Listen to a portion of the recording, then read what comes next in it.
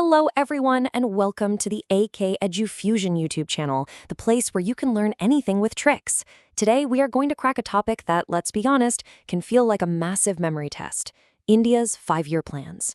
But don't you worry, we're not just going to list a bunch of boring facts. We're going to crack the code with some super simple tricks that will make this whole 65-year economic journey stick in your brain for good. Let's get started.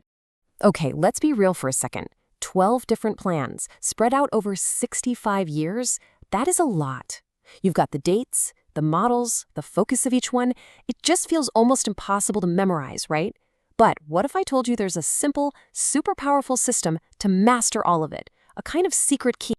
So here's our roadmap for today. Just think of this as the blueprint for our memory palace, a mental framework we're going to build together step by step to lock in all the key details.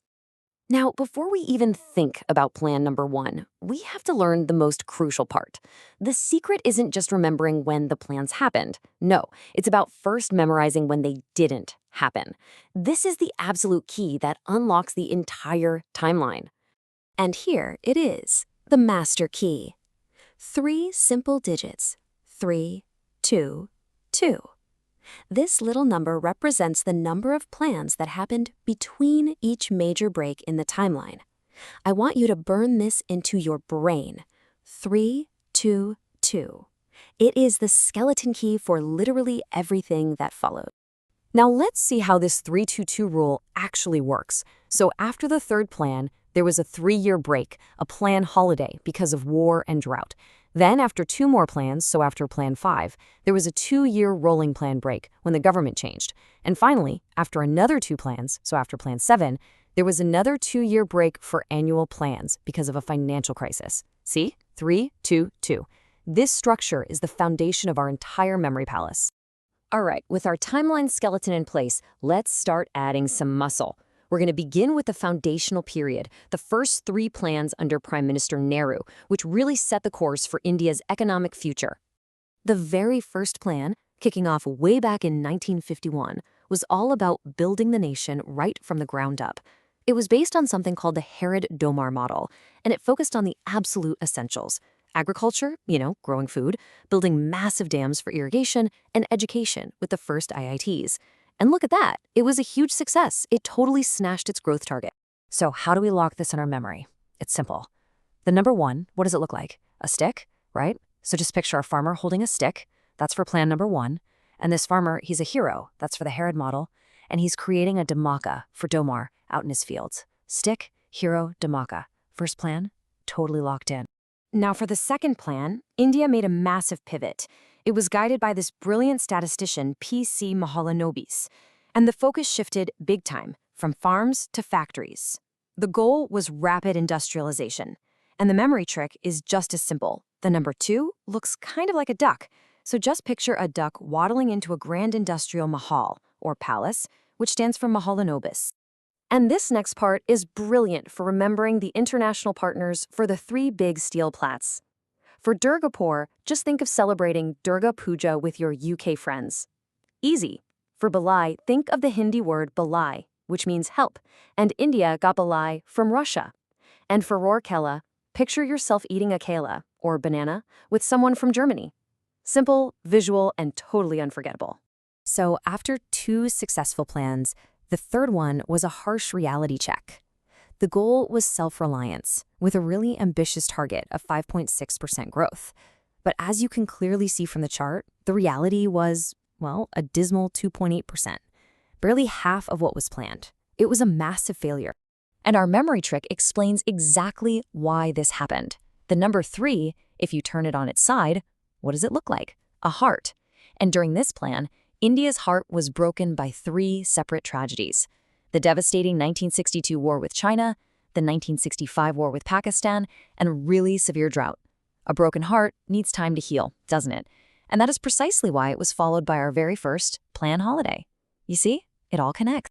Okay, we are now entering a totally new phase. This was a period marked by some pretty big political changes and economic instability, mostly under the leadership of Indira Gandhi and the brief Janata Party government. So coming out of that break, the key word for the fourth plan was stability. Some major nation-defining things happened here. 14 major banks were nationalized. and India conducted its first nuclear test, which was codenamed Smiling Buddha. So the memory trick? The number 4 looks like a chair.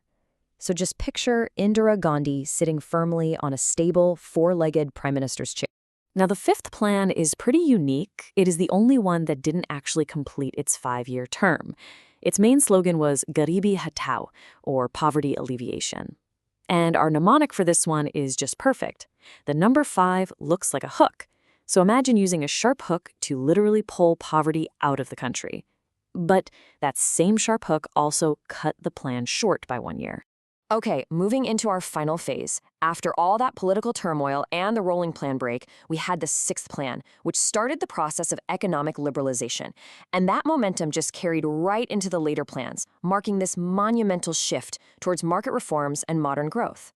The 7th plan, under Rajiv Gandhi, focused on the essentials, which you can remember with the acronym FWP, Food, Work, and Productivity. Our little trick? The number 7 looks kind of like a street lamp, lighting the way for FWP. Then, after our final break, the 8th plan marked a true turning point. Under Prime Minister P.V. Narasimha Rao, India began its journey of major economic liberalization, with a big focus on human resource development, recognizing that investing in people was the real key to growth. The final 4 plans show this really clear evolution in thinking. It all started with the 9th plan's goal of growth with justice. The 10th then got really ambitious, aiming for an 8% growth target. The 11th plan broadened that idea to inclusive growth, making sure the benefits reached more people. And finally, the 12th plan introduced the critical concept of sustainable growth, which is still a key focus today.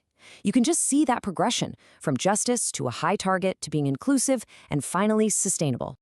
Okay, we've gone through the whole timeline, and we've built our memory palace, piece by piece. Now, let's put it all together on one powerful final slide. This is your ultimate revision guide that pulls everything we've learned together. Let's just run through our key mnemonics one last time.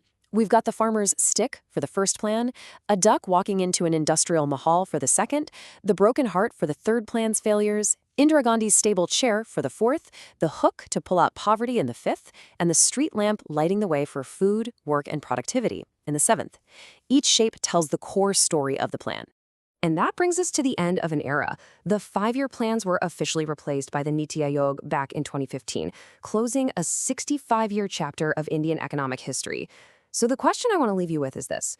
India's economy has moved on, for sure. But how did this long, ambitious era of centralized planning truly shape the nation, the infrastructure, and even the mindset that we see all around us today?